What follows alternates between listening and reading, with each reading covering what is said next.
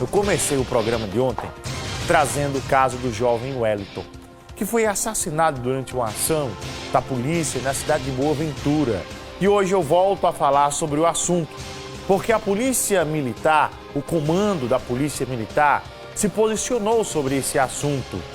Ontem o comandante da segunda região do sertão do estado da Paraíba, o Coronel Campos, conversou com a nossa equipe e explicou a versão da Polícia Militar.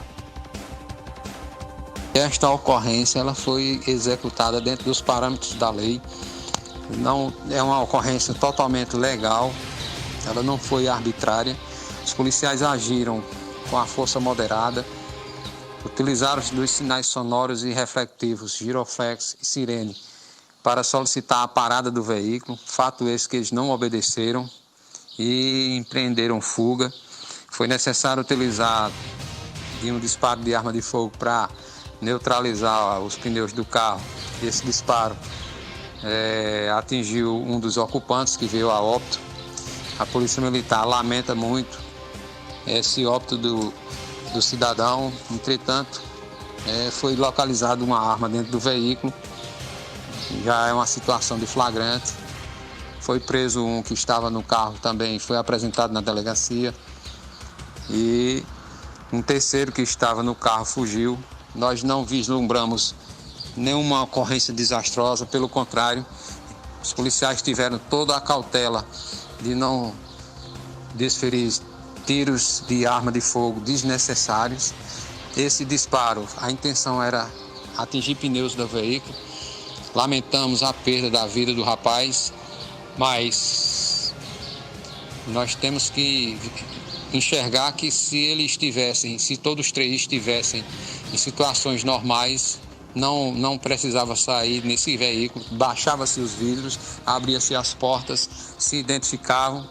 Com essa arma dentro do veículo, apenas um ia ser conduzido para a delegacia, ou os três, e lá um seria responsabilizado, e todos os três estariam em casa agora. Repito, é uma ação legítima, dentro dos padrões de abordagem, não houve nenhum excesso, nós não constatamos a princípio que houve uma chuva de bala, como se costuma falar. Fato esse não registrado, não tem na lataria do carro. Foi uma ação na qual eles que estavam no carro, num horário de madrugada, próximo a uma agência bancária, tomaram uma decisão de sair do local sem obedecer à ordem da polícia, de parada por várias vezes, e tentando uma fuga do local, e aí acarretou nesse prejuízo irreparável. Ontem, inclusive, eu conversei ao vivo por telefone com o Coronel Campos, foi entrevistado no programa em que apresento na Rede Arapuã de Rádios, em rede estadual, no programa 60 Minutos. Nós estamos acompanhando esse caso desde o início. E é uma característica desse programa ouvir todos os lados, ouvir todas as versões das histórias.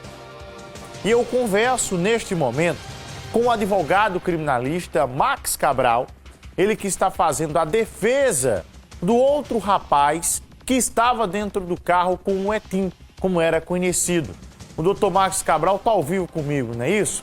Doutor Max Cabral, muito bom dia, bem-vindo aqui ao nosso programa agora na rede da TV Arapuã João Pessoa. Bom dia, Bruno Pereira, tudo bem? Bom dia para todas as pessoas que estão nos assistindo agora.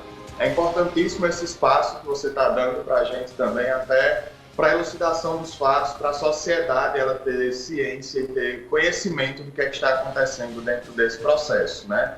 O processo é um processo público e o que eu percebo que está vindo a público, como esse áudio que o senhor acabou de transmitir para o pessoal, é que eles estão tentando distorcer a situação, distorcer essa história. Isso chega a ser até uma situação chata para a família, chega a ser uma situação chata para a sociedade que merece saber a verdade dos fatos, né? A gente tem um princípio maior dentro do direito, que é o princípio da busca pela realidade dos fatos, e é isso que a gente quer encontrar, a gente quer elucidar esses fatos da melhor maneira.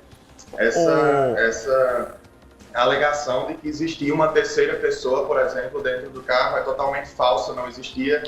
Estavam apenas o João Lennon e o José Wellington dentro do carro, e as outras pessoas que estavam com eles uma rua antes, vão comprovar isso, né? Eles estavam na casa de uns colegas, eles só dobraram a esquina e foram abordados pela polícia. Então, não teria nem possibilidade de uma terceira pessoa ter entrado dentro desse veículo. Doutor, me permita só para a gente, vamos começar do início aqui para contextualizar essa história.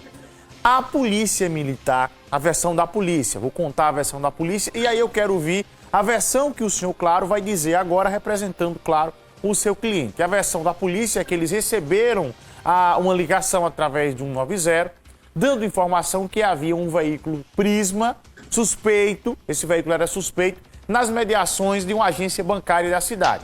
Ao chegar lá, perceberam o carro que o seu cliente estava e aí esse carro começou a sair, segundo a polícia, eles começaram uma perseguição e ontem, nesse áudio não tem, mas o coronel falou no programa de rádio em que apresenta, diversos disparos foram efetuados contra a viatura. O coronel está afirmando isso por parte de alguém que estava dentro do carro do seu cliente. Essa é a versão da polícia. E aí, segundo o coronel, alguém de dentro, um militar, acabou atirando para parar o veículo. Foi aí quando aconteceu a morte do Etim. Qual é a verdadeira versão que o senhor apresenta em relação ao seu cliente? É o seguinte, essa história, primeiro, ela tem que ser vista de acordo com a geografia do local, né? Se vocês perceberem, existiu realmente uma denúncia, foi constatado que existiu uma denúncia que partiu de outro policial. Esse policial informou o que estava acontecendo e existia uma poderia existir, né? Não se sabe se é verdade essa questão de que alguém queria realmente assaltar um banco na cidade ou não. Não tenho como te confirmar se existiu esse prisma, né? Mas a história que chegou até o processo é que esse carro preto ele estava rondando a cidade de alguma forma e passou pelos rapazes. Isso aí está até no depoimento do meu cliente, João M. Só que o que é que acontece? Se você perceber, a distância entre o local dos fatos e a casa do policial que denunciou é muito pequena, em torno de 30 a 50 metros. Então não tem como eles estarem empreendendo fuga, não existe a possibilidade do policial ter trocado tiros com essas pessoas que estavam ocupando o Golf vermelho, né? O carro que estava o meu cliente era vermelho, não era preto, não se aproximava nem da lataria de um Prisma, né? Era um Golf. Então, é uma realidade que eles estão contando, é uma realidade que está chegando à mídia, né? Porque dentro do processo a gente vai conseguir elucidar bem isso com provas, mas a realidade que está chegando à mídia é bem distorcida. O que vocês têm que ter ciência é que não existiu um comando de parada partindo da Polícia Militar com giroflex, nem muito menos com qualquer sinal sonoro. Seria só verbalizado, porque a polícia estava a pé, eles não estavam de carro. Não sei se vocês perceberam, mas a polícia estava toda a pé e eles abordaram o carro todos estando a pé. Então, meu cliente ele se jogou no chão naquele momento da abordagem e o disparo aconteceu logo em seguida. A história ela está totalmente distorcida. Eu queria compreender, Max, eu queria compreender. Sim. A minha pergunta é, o que é que o seu cliente que estava lá no local, óbvio que ele tem uma noção mais ou menos do que aconteceu. O que motivou o policial a chegar atirando? Então, a preparação dele que ele teve, o que ele passou, os cursos que ele passou, deveriam ter dado para ele, nesse momento, a sensibilidade de ver se aquilo tratava-se ou não de uma situação como essa. Eu não culpo de forma alguma o estudo que a Polícia Militar dá, a preparação que a Polícia Militar dá para os seus agentes. Só que cada agente é uma pessoa, né? Os agentes tratam-se de seres humanos e eles realmente erram. Num momento como esse, eu acredito que aconteceu uma imperícia, faltou realmente cabeça nesse momento para lidar com a situação. Os vidros do carro eram fumês, só que existiam 2 ocupantes, o carro não se tratava do mesmo carro que participou da denúncia. Eu acho que foi uma atitude bastante precipitada, né? Efetuar um disparo dentro do veículo. Por que a polícia insiste em dizer que havia uma terceira pessoa? Não existia uma terceira pessoa. Não sei o motivo dessa insistência, mas não existia uma terceira pessoa dentro do carro. Isso é plenamente comprovado pelas pessoas que estavam com o meu cliente e com a vítima. Alguém presenciou essa situação? Está sendo testemunha ainda na fase do inquérito processual?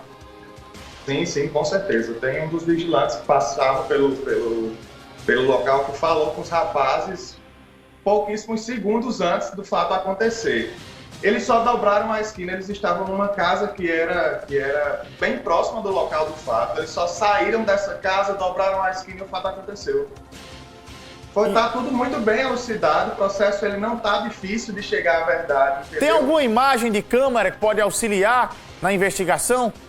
Então, até o momento, eu não tive contato com essas imagens de câmera, mas assim, o delegado é uma pessoa extremamente competente, o delegado do caso, o escrivão também são pessoas extremamente competentes, eu acredito que eles tenham buscado essa questão lá. Não sei te dizer se realmente existe uma câmera de segurança lá dentro, mas eles foram atrás sim disso aí. Já saiu o resultado da perícia para saber quantos disparos atingiram a vítima que morreu?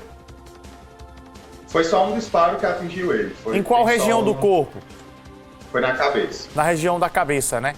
Isso. O disparo, ele atravessou o vidro traseiro do carro, do lado do motorista, o vidro traseiro do lado esquerdo do carro, e atingiu o encosto da cabeça do motorista e a cabeça do passageiro. Então, esse disparo poderia muito bem ter pego na cabeça do motorista, porque atravessou o encosto da cabeça do motorista.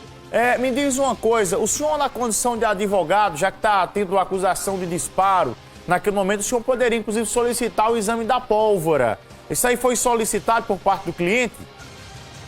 Isso, olha, nesse momento a gente deveria ter tido um cuidado maior, até dos policiais militares, deveria ter tido um cuidado maior do pessoal que estava nas diligências naquele momento para não acabar com as provas que estavam lá.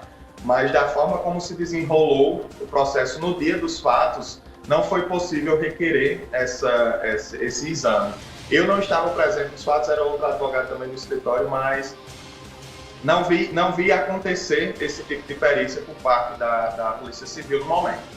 O que é que o senhor aguarda do inquérito que está tramitando na delegacia de Itaporanga? O que eu aguardo é que a verdade apareça, né? A família quer que a verdade apareça, a situação está sendo distorcida, isso não pode acontecer jamais, a justiça merece elucidar os fatos corretos. O que a gente vai buscar é que a verdade apareça. Não existiu uma terceira pessoa, não existia um sinal sonoro, não existia um giroflex para pedir para eles pararem naquele momento, entendeu? Então, o que aconteceu dentro vai aparecer, a história real vai aparecer, porque a gente tem testemunha, a gente tem as pessoas que estavam com as vítimas antes, pouquíssimos minutos antes, e que estavam numa rua antes, então não teria nem possibilidade da história se desenrolar como está chegando a mídia, né? Então a gente tem até o dever, eu tenho o dever de estar aparecendo aqui, não porque eu quero, mas porque eu tenho o dever de passar para a sociedade a história real, para que ela não seja distorcida da forma como está sendo. Ô doutor, só para a gente finalizar aqui, essas pessoas que o senhor cita, que presenciaram, elas estão dispostas a falar no inquérito policial, elas estão colaborando com o inquérito da Polícia Civil, essas pessoas estão lá no processo? Sim, com certeza, nós temos testemunhas. Tá ok. Doutor Max Cabral, muito obrigado pela entrevista conosco aqui para a TV Arapuã em João Pessoa, Paraíba. Um grande abraço e boa sorte na caminhada do senhor. Forte abraço e muito obrigado pelo espaço, né? Ele está sendo extremamente necessário nesse momento. Eu espero que vocês continuem assim, dando espaço para as duas partes do processo, para todos os lados do processo, para a gente chegar realmente a elucidar os fatos e mostrar para a sociedade o que foi que aconteceu de verdade. Forte abraço e um bom dia para vocês. Bom dia. São 6h19 agora. Como eu falei para você, junto com a nossa produção, ouvir todos os lados. Nós colocamos aí a versão da polícia por parte do Coronel Campos, trazendo a versão da polícia e hoje a versão da família de um dos ocupantes que estava no carro. E o que eu cobro aqui é o que eu tenho cobrado sempre, a justiça para esse caso. É que a justiça seja feita. Que o processo ele possa ter o seu começo, está iniciando agora, que possa tramitar no inquérito e que possa, claro, ter o veredito final da justiça. E quem tiver a culpa, que possa realmente pagar por isso. Seja polícia, seja bandido, seja cidadão de bem, seja quem lá que for. E eu tenho certeza que a ordem aqui nesse estado, o judiciário do meu estado, o governo do estado da Paraíba, tem buscado essa linha. A linha de apurar com coerência, como foi o caso que aconteceu lá em Santa Luzia. Eu não estou comparando um caso com o outro, mas lá está tendo uma apuração séria e é o que eu espero também desse caso aí. Eu vou dizer aqui que a polícia não erra? Claro que erra, assim como acerta muito. Muito a polícia acerta também. E erra, e quando erra a gente tem que falar também. Jamais eu quero ver aqui alguém errando e a gente ficar, não, mas o cara tá certo, não. Nós estamos aqui aguardando o andamento desse processo para trazer aqui o desdobramento final dessa história.